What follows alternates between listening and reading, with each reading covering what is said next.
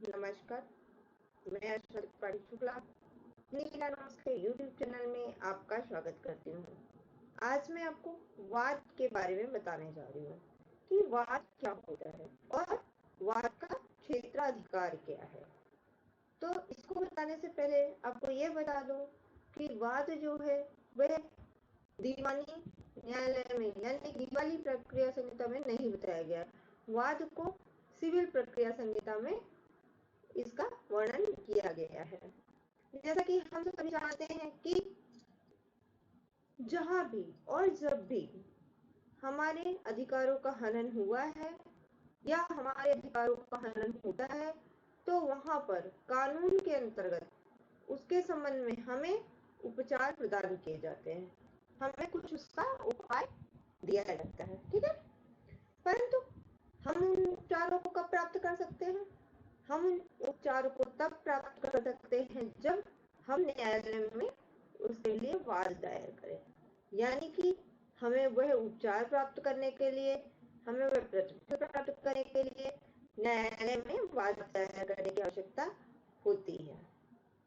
अब ये वाद नॉर्मली क्या होता है, तो आपको बताते हैं कि वाद जो है एक प्रक्रिया है।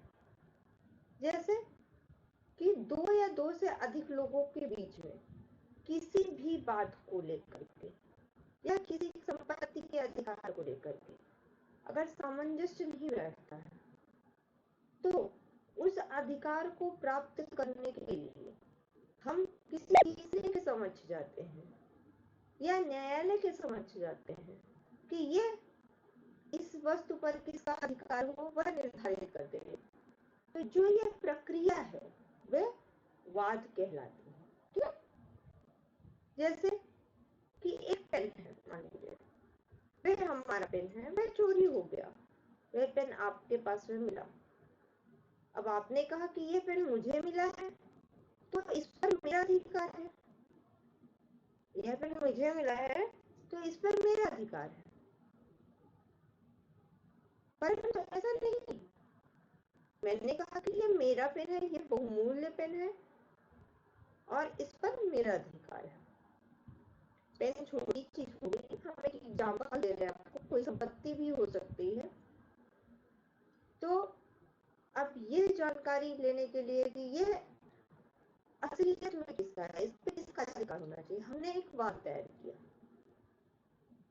हम न्यायालय में या किसी तीसरे व्यक्ति के पास गए, उससे हमने रिक्वेस्ट की कि यह मेरा पेन था, ये गिर गया था, आज ये पेन इन व्यक्ति को मिल गया है और इनसे मैं अपना पेन मांग रही हूँ, ये मुझे अपना पेन वापस नहीं कर रहे हैं। सामने वाले ने कहा नहीं, ये तो मुझे प्राप्त हुआ है और इस पर मेरा अधिकार है, तो ये मेरा हुआ। तो न्यायालय इसका निर्णय करेगी कि यह किसका है। ठीक है, उसके लिए हमें क्या वाद दायर करने की आवश्यकता होती है। ठीक है, तो जैसा कि मैंने बताया कि वाद जो है वह न्यायालय में प्रस्तुत की जाने वाली एक प्रक्रिया है जो कि वादी के अधिकारों की संरक्षा करती है, उसके किसी भी हक के लिए प्रयोग की जाती है या फिर किसी दोष के निवारण के लिए भी उसका प्रयोग होता है। ठीक है, जो वाद दाखिल करता है वह वादी होता है और जिसके विरुद्ध वाद दायर किया जाता है वह प्रतिवादी होता है। मेरा पेन खोया और आपको पेन प्राप्त हुआ, हमने आपके खिलाफ अगर वाद दायर किया है तो हम वादी हो गए और आपके खिलाफ दायर किया इसलिए आप प्रतिवादी हो गए। और दोनों व्यक्तियों के उस वाद से संबंधित पक्षकार होते हैं, जिसको हम फेरिपेन भी कह सकते हैं, यानी कि हम और आप दोनों इस वाद में शामिल हैं, तो हम और आप दोनों ही इससे संबंधित पक्षकार हो गए। वाद में प्रार्थना पत्र और अपील शामिल नहीं की जाती है। ठीक है, हम देखते हैं कि वाद के अंतर्गत हम आपराधिक शिकायत को नहीं डाल सकते। वाद जो है वह आपराधिक शिकायत से भिन्न होता है। दीवानी प्रक्रिया संहिता में वाद की परिभाषा नहीं दी गई है। वाद की परिभाषा सिविल में दी गई है और सिविल प्रकट के बाद कौन कौन से होते हैं? ऐसे वाद जो धन संबंधी हो, संपत्ति संबंधित हो, पद संबंधित हो या धार्मिक कृत्यों और कर्मों से संबंधित यदि कोई प्रश्न है तो वह सिविल प्रकृतिवाद के अंतर्गत आता है। अब हम देख लेते हैं कि क्षेत्राधिकार कौन कौन से होते हैं। तो किसी भी वाद को दायर करने से पहले न्यायालय को यह देख लेना चाहिए कि वह न्यायालय के क्षेत्राधिकार के दायरे में है या नहीं है। तो उसके लिए न्यायालय को क्या देखना आवश्यक है? स्थान, वित्तीय क्षेत्र, विषय वस्तु और कानूनी वर्जन।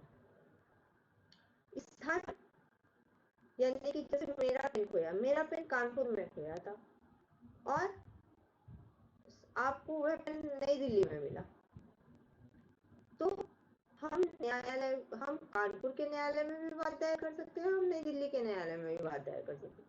क्यों? क्योंकि वहां मेरा पेन खोया था और यहाँ मेरा पेन प्राप्त हुआ। ठीक है, तो यह स्थान हो गया। इसके अतिरिक्त अगर हम कहीं बात दायर करेंगे तो वह न्यायालय उस बात को सुनने के लिए जिम्मेदार नहीं। दूसरा वित्तीय क्षेत्र, कितने कितने अमाउंट का, कितने रुपए का और किस क्षेत्र से संबंधित है वाद, इसका निर्धारण न्यायालय करता है कि यह वाद हमारे यहाँ सुना जाएगा या हमारे यहाँ इसका निपटारा होगा या नहीं होगा। ये आप ये वाद दायर कर सकते हैं या नहीं, ये न्यायालय को निश्चित करना होता है।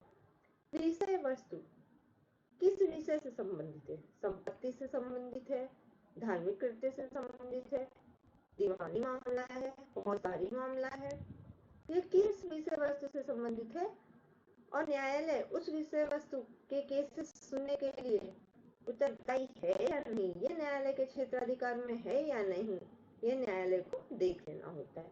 इसके अलावा कानूनी वर्जन,